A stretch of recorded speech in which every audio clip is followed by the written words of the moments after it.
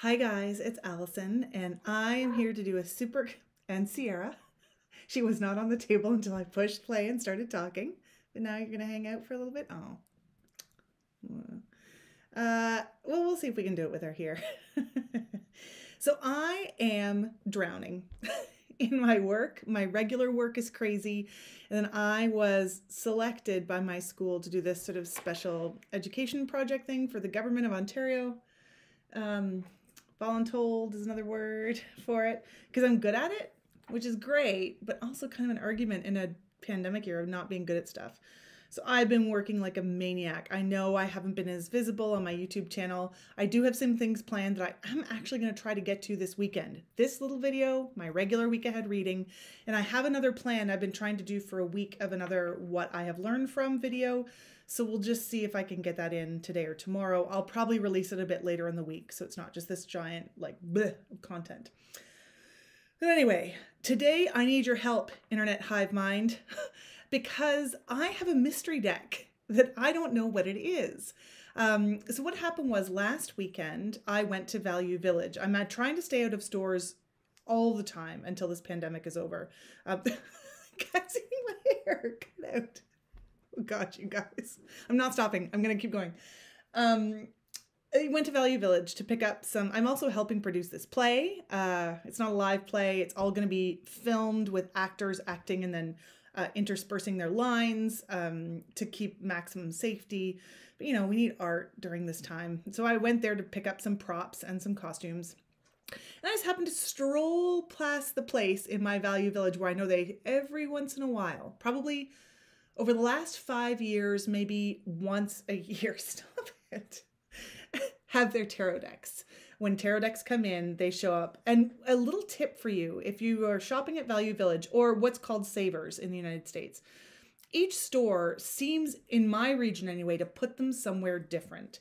So my most local store in my actual own town it's in home decor.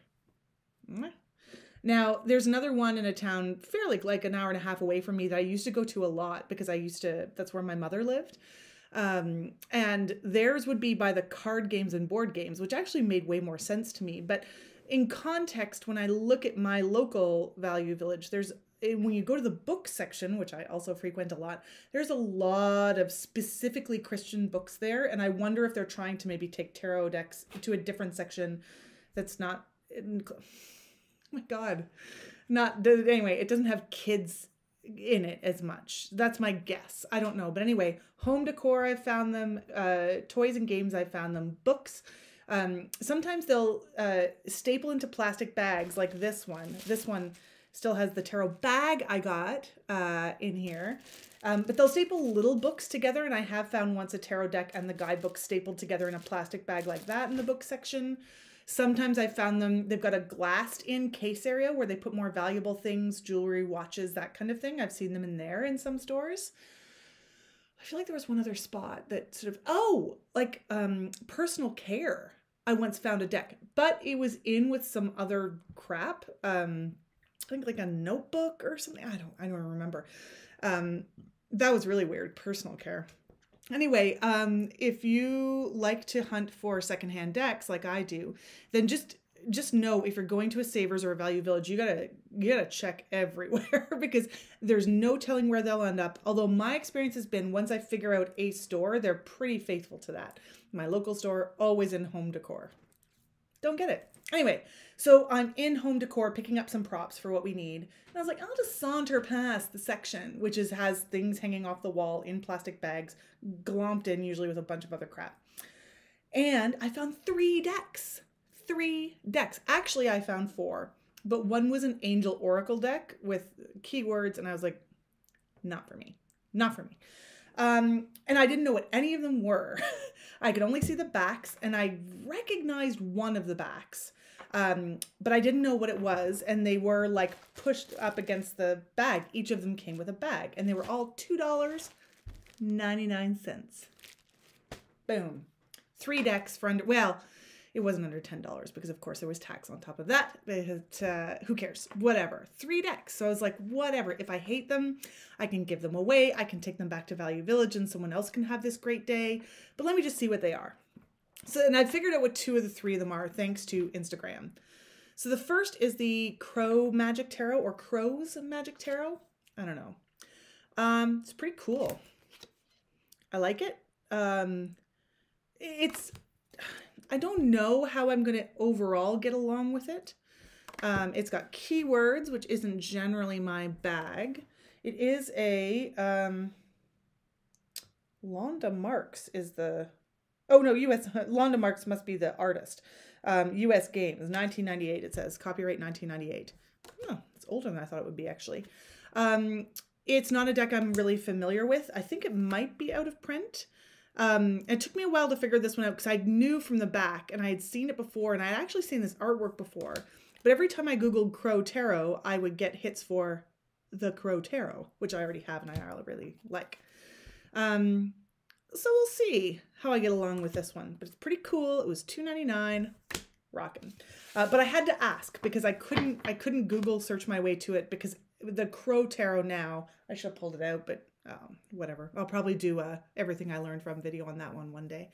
By MJ Cullinane, I think is how you pronounce her last name. That one's really popular. It's everywhere. So that's what kept coming back to me. So thank you, internet friend, who told me about that one. And this one is the Grand Etia, I think. Atelia? Maybe Atelia. Tarot deck. So I also didn't recognize this one at all. And I also don't get this one at all when I look at it. It's pretty pippy, obviously. And it's got keywords. I know, well, actually, let me find a couple majors because the majors are super cool and gorgeous. Not that the rest of it isn't cool, but I just need to see. And even the quartz are pretty beautiful. But what I find interesting is that there's different meanings based on upright and reversed. But they're not opposing. Like when I usually think of reversals, I think of opposing energies. But this one, like this poor Queen of Swords, and actually I have a very personal connection. Like in a very particular way, one day I'll talk about on here, maybe I relate the Queen of Swords to my mother, who all of the negative attributes of the Queen of Swords don't resonate to me with my mother, but like being just super smart and super sharp and able to see your way through a problem and strategize. Like that was my mom to a T. Well, I guess I'll just talk about it now. And I pulled a card when I was grieving her death at the graveyard, and that was the card that came out, and it just hit me like a wallop because the aspects of her personality are so in there. But this poor Queen of Swords, okay, so on the upright, it's widowhood, which is sad. But then on the reversed, it's malicious woman. Like no matter what, the Queen of Swords gets boned in this deck. Like, what is going on? So this is reversed, obviously, 4 of Cups, misfortune, and then boredom. Man, not great either way. And it's clearly, oh, I guess I should have thought of that. Like it's a French deck because there's a French translation. So the Queen of Wands here, vertu for virtue, and dévouement or devotion. So yeah, she's nice. Jeez, Queen of Swords. Although this one, okay, so this is interesting. Number 13, which is also fascinating. So it's not Rider-Waite-Smith at all, right? 13 is the death card, but marriage and then love affair, liaison. So it's cool. I like it. It's pretty worn, which I love. I don't like pristine tarot decks. I can't wait till mine get kind of worn in. There's the sides. So like there's no need. They look like they've been edged even though they haven't. They're just worn. And the backs are funkadunk. So 2 out of 3. And then I asked about this third one. It is actually my favorite of the 3. I had no idea what it is, and I've had no hits on Instagram. Mind you, I'm just a puny nobody on Instagram, so I'm not at all surprised. But I'm hoping I have a few more followers here on YouTube. Somebody tell me what this deck is, because it is cool and awesome. It's the back, a bunch of red fleur-de-lis. And then they're pretty square cards. If I were to compare them to something shape-wise, it would be the Gill Tarot. So that's Justice. And that's one of the reasons I'm wearing my reading glasses, because the titles on these cards are so small. The collage style reminds me a bit of the Stretch Tarot. Knight of Hearts here are cups. But it's not the Stretch Tarot. I know it isn't. The card quality is not fantastic. Pretty thin. And there's no copyright. And I think they've been modified. When I look at the corners, they're not perfectly even. I do not care. But it also makes me wonder, is this an independently produced deck? Like, I don't even know what that is. Yeah, I don't know. No box, no guidebook on any of these. Tower, that's cool, eh? But I'm really into this dark collage-y style, even though it is a bit hard to see at times. Like, what are you? The Six of Wands. Okay, yeah, I get that. It's sort of like a wedding veil. All right, I'm there. But each one I'm going to have to really look at. Eight of Swords? I don't know. Looks like women wrestling, and it's got a bunch of hat pins in there. It's actually really cool. It looks like it's pinned right into the card. Now, I hope, because of, again, the poorer card quality, and the fact that it's been